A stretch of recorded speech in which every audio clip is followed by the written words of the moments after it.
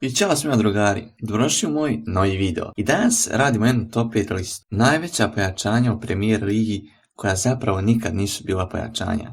Ako vas ta tema zanima i nemate ništa drugo da radite, ostanite do kraja videa i uživajte. Ukoliko si prvi put na mom YouTube kanalu, prvi put slušaš moj glas, voliš fudbal i zanima te fudbal, na pravom si mjestu. Na ovom kanalu pričamo o aktualnim temama u srpskom fudbalu, pa čak i šire. Ukoliko te to zanima, pretplati se na moj kanal i uključi zvonce i naravno uživaj.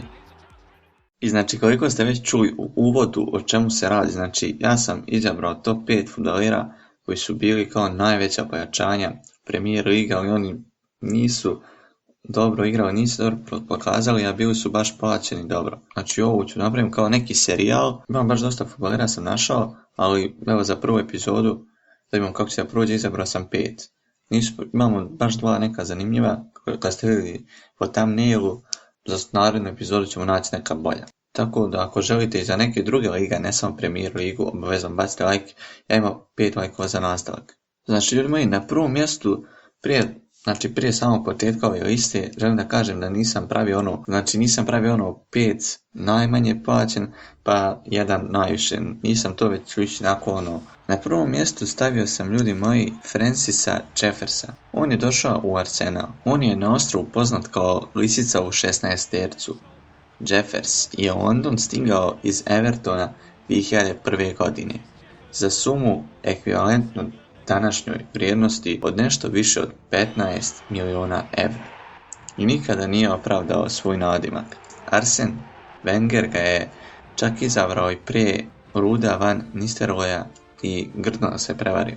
Odigrao je 39 utakmica i postigao 8 golova. Mnogi su ga i povrede zadesile, pa je 2004. godine prešao u Charlton za samo 4 miliona evra. Idemo dalje. Boško Balabon, čovjek s naših prostora. U Aston Villu stigao je poslije odličnih izdanja u Rijeci i Dinamu za nešto manje od 8 miliona evra. Za Villu je upisao tek 9 nastupa u debitanskoj sezonu u Premier Ligi, poslije čega se vratio na pozajmicu među Modre, uslijedili su selidbe u Briž, ponovo Dinamo i na kraju Panions. Svuda je Hrvat tresao mreže, samo na Villa Parku nije. Jürgen Kadija. Kada je 2018 stigao iz PSV-a, Galebovi su ga transferom od 17 miliona evra učinili najskupljim igračem u istoriji kluba. To je novac Holanđani nikada nije opravdao. U prvoj polusezoni samo 1 gol, u čitavoj narednoj tek 2. Pokušao je karijeru da oživi pozajmicom u Hoffenheim, ali ni tamo nije bio pretjerano uspješan.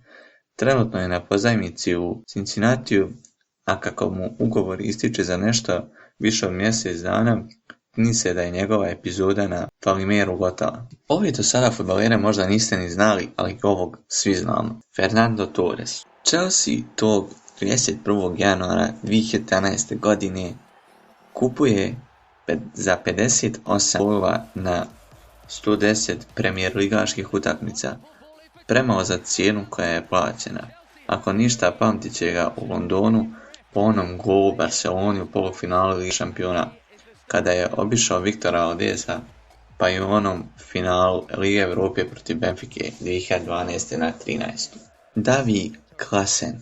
Bahatio se Everton u posljednje vrijeme i često znao da pogriješi pri dovođenju skupocjenih igrača. Yannick Bolasie, Oumar Niasse, Michael Keane. Samo neki su od igrača za koje je klub iz Liverpoola izdvojio ogroman novac koji kasnije nije opravdan. Među brojnim greškama britanski list se odlučio za Holanđanina Klaassena, koji je 2017. godine plaćen Ajaxu za čak 27 miliona evra na insistiranje tadašnjeg menadžera Caramela Ronalda Koemuna. Međutim, nijedna od drugih nisu se dugo zadržali na Goodison Parku. Holandski stručnjak otpušten je već u oktobru iste godine, što je značilo da su i vezisti odbrojani dani. Naredne sezone se preselio u Werder, a Everton je uspio da izvuče duplo manje od onoga što je platio.